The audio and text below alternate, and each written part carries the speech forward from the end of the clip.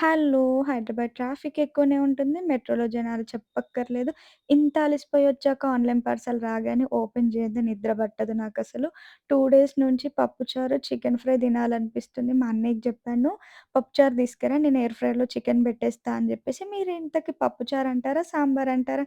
నేనైతే పప్పుచారు అంటాను. ఎయిర్ ఫ్రైయర్‌లో పెట్టేసి ఫస్ట్ లంచ్ బాక్స్ తోమేసుకోవాలి. లంచ్ బాక్స్ తోమి పక్కన పెట్టేసి, బాదం రేపటి కోసం నానబెట్టేసాను. ఫ్రెష్ అప్ అయ్యి వచ్చేసరికి వేడి వేడి రైస్ అయిపోయింది. పప్పుచారు గూడా వచ్చేసింది.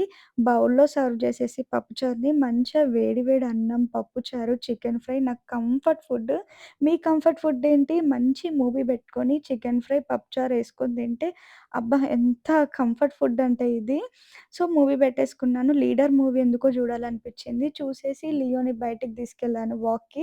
వచ్చేసి అమ్మతో ఫోన్ మాట్లాడేసి స్కిన్ కేర్ చేసుకొని పడుకున్నాను. Thoughts my mini vlog. Please subscribe my channel.